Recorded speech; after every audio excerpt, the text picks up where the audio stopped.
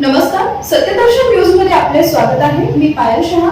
एक नजर टाकूया आजच्या ठळक घडामोडीवर। रोहित पवारांकडे अनेक पुरावे, उद्या गौप्यस्फोट करणार। रोहित पवार यांनी उद्या सकाळी 10:30 वाजता एक महत्त्वाचा गौप्यस्फोट करणार असल्याचं जाहीर केलंय। त्यांच्या मते सध्या सुरू असलेल्या एका घटनेचा तपास अत्यंत मंद गतीने आणि वरवर होत आहे। या घटनेला अपघात न म्हणता घातपाताची शक्यता त्यांनी वर्तवली आहे। पवार यांनी सरकारकडून सुरू असलेल्या तपासावर थेट प्रश्नचिन्ह उपस्थित केले। VSR नावाची कंपनी अद्याप कार्यरत असल्याचा उल्लेख त्यांनी केला। ब्लॅक बॉक्सच्या सुरक्षिततेवरही त्यांनी संशय व्यक्त केला असून त्यावर राजकारण सुरू असल्याचं म्हटलंय। या घटनेच्या तपासासाठी स्थापन झालेली SIT निष्क्रिय झाल्याचा आरोपही त्यांनी केला। एका गरीब व्यक्तीचा मृत्यू होऊनही तपासाला गती मिळत नसल्यानं अमित ठाकरे यांनी व्यक्त केलेले माणुसकी संपली हे विधान सत्य वाटत असल्याचं पवार म्हणाले।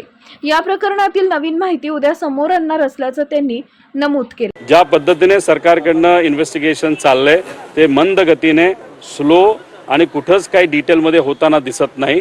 ती VSR कंपनी अजूनपर्यंत ऑपरेशनमध्ये त्या ठिकाणी आहे।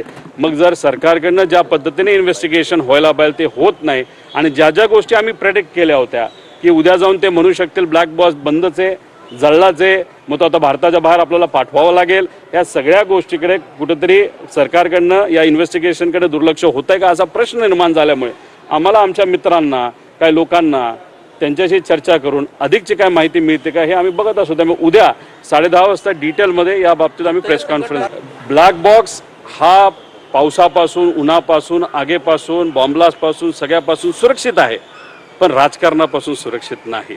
आता ह्याच्यात काय राजकारण चाललंय हे आपल्याला बघावं लागेल, खोलात जावं लागेल। पण उद्या या बाबतीत डिटेलमध्ये जाऊन काय घडलं असावं, कुठल्या नवीन गोष्टी आमच्यापर्यंत आलेल्या आहेत त्या नक्कीच तिथं आपल्यासमोर आम्ही आणू।